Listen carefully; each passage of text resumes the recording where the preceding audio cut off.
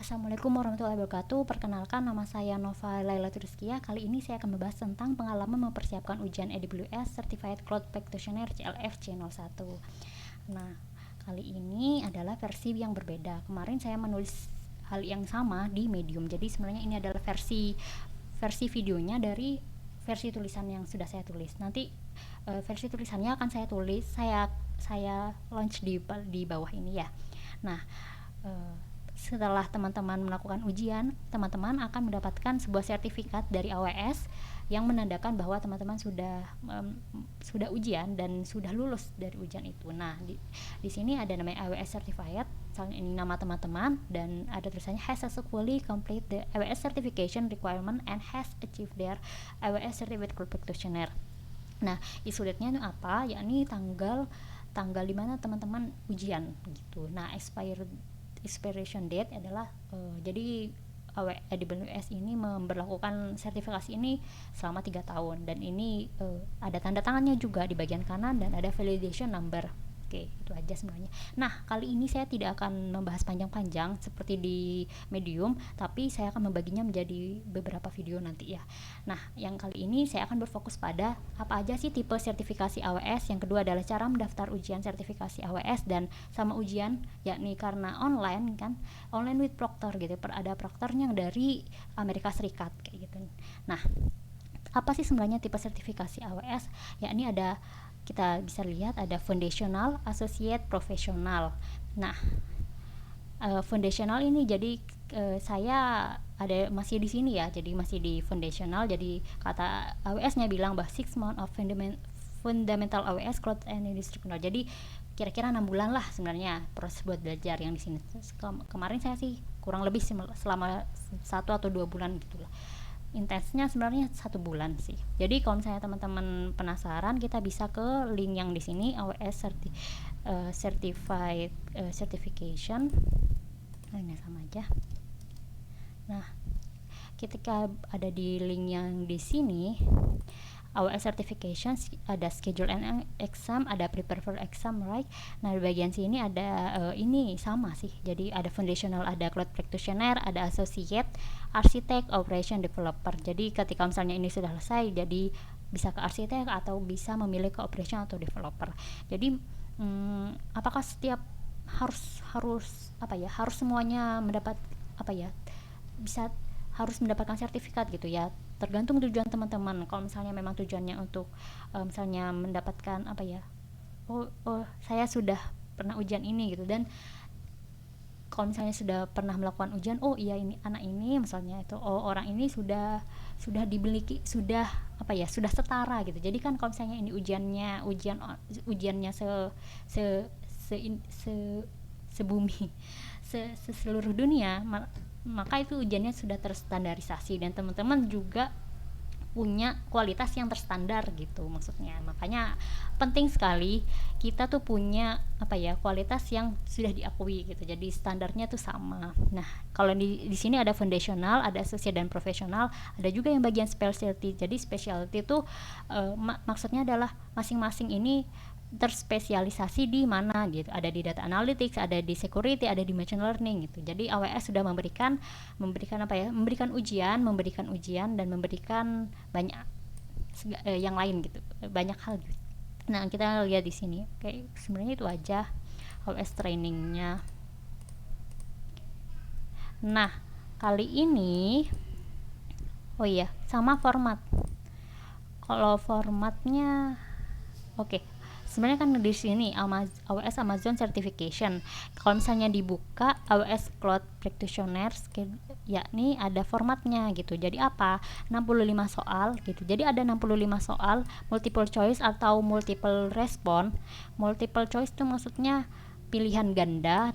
Terus kalau multiple response itu ada beberapa pilihan yang benar gitu. Misalnya dari kayak pilihan ganda juga, tapi dua pilihan tuh benar atau 3 pilihan itu benar. Tipenya foundational, time-nya jadi waktunya tuh 90 menit untuk menyelesaikan 65 soal multiple choice, pilihan ganda dan multiple response. Complete exam, harganya $100 US dollar, tersedia dalam beberapa bahasa, yakni bahasa Inggris, bahasa Indonesia, bahasa Jepang, Korea dan China. Nah, itu aja sebenarnya. tidak ada yang apa ya sebutnya, tidak ada yang berbeda. Nah, di sini itu apa sih sebenarnya definisi dari orang yang bisa tervalidasi dari di sertifikasi, ya ini yang bisa define what the AWS Cloud in the basic global. Jadi gimana sih sebenarnya AWS konsep-konsep dari AWS Cloud itu di bidang basic global infrastructure, terus segala ada arsitekturnya kayak gimana, billing account management gimana cara menghitungnya gitu. Jadi cloud practitioner tuh sangat foundational gitu. Dan di sini ada prepare for your exam, bisa di sini diklik di sini. Kalau mau di sini ada macam-macamnya, ada yang versi gratis, ada yang versi apa ya, versi berbayarnya kalau tidak salah, ada practice examnya juga, bisa dipakai. Nah, oke, kita akan bahas sebentar terhadap download exam guide-nya di sini. Di sini adalah guide-nya, jadi teman-teman bisa ngelihat apa sih sebenarnya yang dibutuhkan. Yang penting adalah cloud konsepnya tuh 26%, security 25%, teknologinya 33%, billing and price-nya 16%. Nah, ini aja domainnya ada banyak, define cloud concept, security and compliance, teknologi, and billing and pricing. Jadi harganya gitu. Kita lihat lagi download the sample question kayak gimana sih sebenarnya sih ujiannya kayak gini nih. Why is AWS more economical than traditional data center for application with varying compute workload? Kenapa sih sebenarnya AWS itu lebih ekonomis gitu ketimbang dari data center, atau sebenarnya maksudnya adalah traditional data center tuh on premise, dia cuma ngebilang kayak gitu untuk aplikasi yang dimana varying compute workload. Jadi dengan beberapa apa ya yang bersifat apa ya beban kerjanya yang macam-macam gitu, varying gitu. Kenapa sih sebenarnya? Apa kira-kira jawabannya? Sebenarnya jawabannya adalah yang kayak gini. Amazon easy to instant. Jadi yang paling muncul sebenarnya easy to instant can be launched on demand when needed. Jadi dapat diluncurkan on demand. On demand tuh bergantung gitu ketika dibutuhkan. Jadi itu jauh lebih murah. Jadi maksudnya adalah kalau misalnya kita punya sebuah data center gitu ceritanya, sebuah data center yang harus kita pikirkan adalah kita memang memiliki semuanya seluruhnya, tapi bisa jadi itu tidak terpakai yang lain gitu. Maksudnya kita tidak terpakai seluruh komponen-komponennya. Kalau misalnya kita cuma menyewa di AWS gitu ceritanya, kita tuh bisa menyewa di yang dibutuhkan saja kayak gitu. Jadi kalau misalnya menyewanya hanya butuh 3 minggu atau sebulan gitu, jadi lebih murah gitu ketimbang kita memiliki satu data center sendiri atau kita membeli sebuah data center sendiri gitu ceritanya. Sebenarnya konsep-konsepnya sama sih. Oh iya, kalau misalnya ini kata kuncinya adalah pass or fail exam. Jadi di akhirnya itu akan teman-teman lihat kalau misalnya sudah selesai ujian, pada saat itu akan terlihat pass atau fail exam gitu. Langsung gitu. Anda pass, Anda fail gitu. Secara otomatis. Nah, skornya itu di antara 100 sampai 1000, minimum passing grade-nya tuh sekitar 700. Kalau saya kemarin dapatnya sekitar 830-an gitu. Score report contains a table of classification. Jadi table classification-nya nih kayak gini. Ada cloud concept, security, yang lain ada 4 kayak gini, dan akan dilihat performa kita itu memenuhi enggak syaratnya kayak gitu. Kalau saya memenuhi semua gitu. Jadi ada kayak tabelnya aja. Sebenarnya itu gunanya apa? Gunanya agar kita kalau misalnya gagal, kita tuh dapat feedback, oh saya tuh kurang pahamnya di cloud concept, atau saya kurangnya di security and compliance kayak gitu, ada di teknologi. Ini sebenarnya yang tadi ya, jadi salah satu sampel questionnya. Nah, gimana sih cara mendaftarkan ujian AWS sertifikasi di https www.aws.training. Kita coba ya, aws.training. Sebenarnya nih yang sama, sebenarnya kayaknya sama sih, aws.training.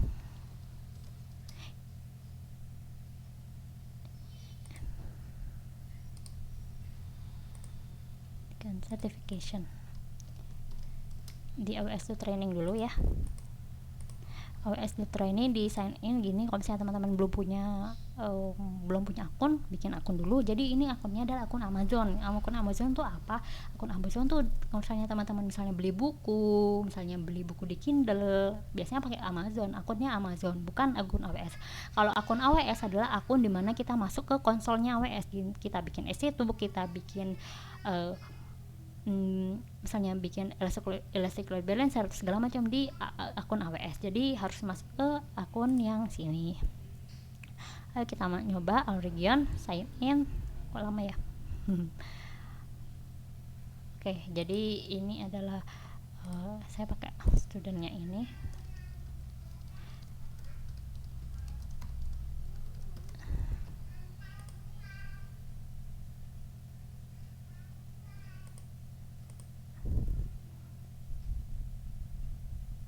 Coba masuk buat mendaftar. Gimana sih caranya untuk bisa mendaftar? Oke, sudah masuk. Nah, ini jadi ada aws.training, ada terdiri dari dashboard, learning library, certification, support, and partner training. Di dashboard ini ada macam-macam. Learning library artinya dimana kita tuh bisa dapat apa ya, materi yang free. Di sini free semua kalau tidak salah. Jadi bisa buat persiapan untuk mendaftar untuk belajar gitu. Jadi di sini AWS sudah menyediakan kursnya yang free. Sudah sih tinggal dipelajari aja kalau misalnya butuh atau classroom training atau digital training atau semuanya gitu. Nah, karena kita fokus ke gimana caranya untuk bisa ke sertifikasinya, kita masuk ke certification, lalu kita masuk ke, jadi ini your account Certimetric tuh apa ya, akun yang lain gitu. Nah gitu, your AWS certification. Jadi ini kayak gini, testing center. Nah maksudnya testing center tuh adalah tempat dimana kita tuh ujian kayak gitu. Karena kita ujiannya online, jadi bisa ujian di rumah. Testing center kalau misalnya di Jakarta tuh banyak, di Surabaya, misalnya di kota-kota besar banyak. Tapi kalau misalnya untuk di kota-kota kecil yang nggak ada testing centernya, tentu saja pilihan untuk online itu adalah yang paling di apa ya, disarankan gitu. Karena kan apa ya, jauh gitu kalau misalnya ke testing center. Yang penting networknya atau wifi-nya kenceng aja. Nah kayak gini sih, yang harus diisi adalah general this question. Jadi ini adalah nama dan nama akhir Nova letters kayak gitu kan. Misalnya ini ada data, ada nomor telepon, ada alamat, segala macam diisi semua. Nah yang jadi kemarin kayaknya saya salah, jadi ngisinya tuh salah, jadi nama dan nama akhirnya tuh salah, Nova Rizkyah gitu, kurang gitu ada relatilnya. Nah itu harus kayak lapor gitu ke AWS-nya kalau misalnya nama saya yang bener nih yang ini gitu, kayak gitu sih. Atau enggak bikin akun lagi pakai email yang berbeda. Itu aja sih sebenarnya kayak yang ini. Nah kita balik ke home. Nah terus karena kita tuh gak berasal dari bahasa Inggris atau tidak berasal dari yang dasarnya bahasa Inggris, kita bisa minta request exam accommodation. Apa sih sebenarnya?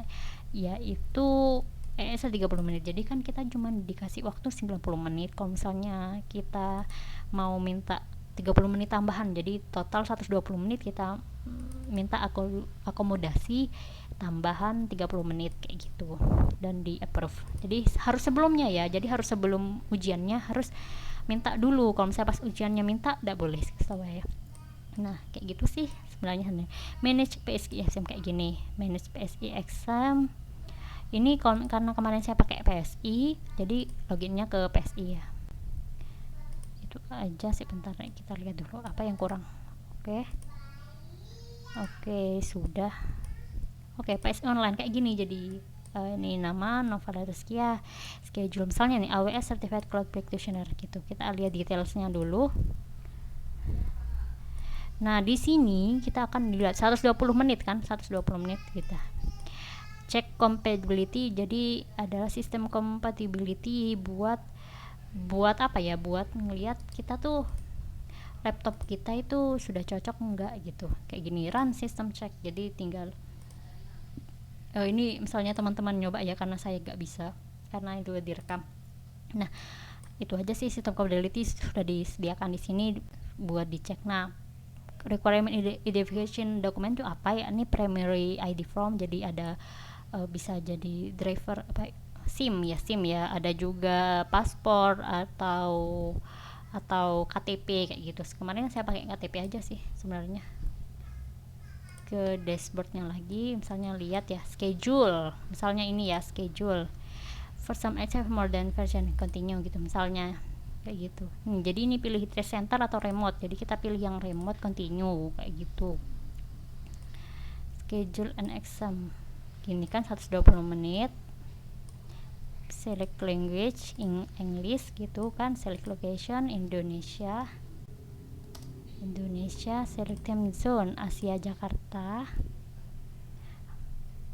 Nah kayak gini misalnya nih, ini tanggal yang tersedia gitu, available dates. Jadi misal tanggal 18, saya dulu pilih malam sih, karena apa, kalau misalnya malam di sini di US itu kan pagi gitu, misalnya kalau udah saya tuh jam 9 malam, jadi pilihnya yang malam ya, evening ya, jam evening pilih yang misalnya jam 9 PM gitu, yang malam paling 2 jam gitu kan, 9.30 pilih next, continue misal kayak gitu, continue gitu 120 menit misalnya kayak gini, continue booking successfully gitu. Nah yuk, ini kan keluar total amount $100, terus masukkan voucher atau langsung masukkan kredit cardnya di sini gitu. Ketika kita masukkan kredit card atau debit Genius, debit Genius itu langsung pay now gitu, jadi sudah secara otomatis tercover gitu. Jadi sederhana banget, sudah selesai sebenarnya, itu aja kalau misalnya kita mau mesen ujiannya udah. Nah kalau misalnya yang kita coba lihat yang ini Amazon, kalau yang percent view, kalau yang percent view teman saya juga sudah pernah menggunakan yang online practitioner yang ini, online proctor yang ini kayak gini bentukannya, ada CLF channel 1 misalnya kayak gitu, processing request, dimana kalian akan take your exam, misalnya at online from my home or office and next, misal kayak gitu, bla bla bla, by accessing this gitu kan, kayak gini misalnya next. English ya, kenapa milih English? Soalnya konsepnya kalau misalnya di bahasa Indonesia kan bisa jadi berubah apa ya, kayak bahasanya gitu, jadi memusingkan, mending bahasa Inggris kayak gitu. Terus pilih jadwal kayak gitu, previous, intinya itu sih sama aja. Misalnya nih next,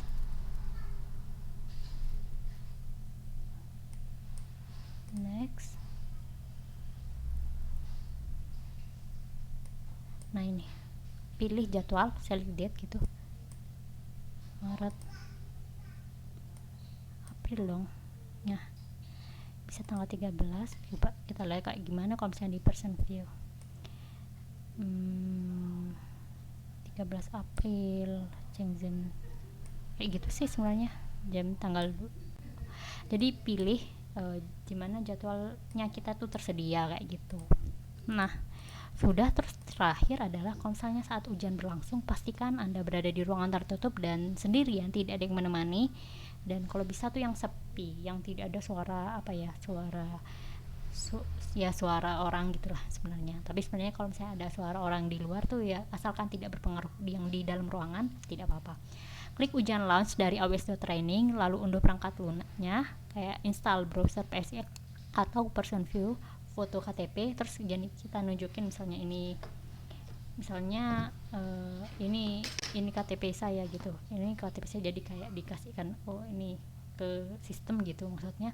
Terus foto wajah, jadi wajahnya harus terlihat. Terus tunggu verifikasi dari pengawas. Terus setelah itu pengawas tuh akan ngobrol, nanya poin 67, menampilkan ruangan 360 derajat termasuk di bawah meja gitu, jadi kayak laptopnya tuh harus diputar gitu 360 derajat.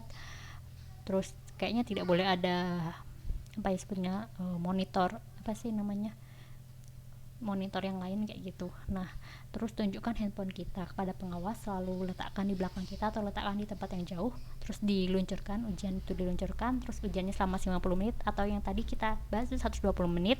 Saat ujian tuh jangan berbisik. Jadi kemarin saya sempat berbisik, jadi baca soal gini, coba begitu. Terus kata proktornya, please don't make a voice gitu, don't whisper gitu. Jadi ya udah jangan. Setelah selesai, program secara otomatis akan menunjukkan bahwa Anda lulus ujian atau tidak. Setelah itu pengawas akan beritahu bahwa ujian telah selesai dan program otomatis akan ditutup. Kayak gitu aja, sederhana. Nah, di video selanjutnya saya akan membahas tentang itu gimana sih namanya dapat cara belajarnya yang kayak gimana yang penting, terus atau ada juga tips dan trik cara belajar gitu, karena kan harus latihan terus menerus, jadi ya harus dipersiapkan gitu. Jadi next video selanjutnya, bye bye.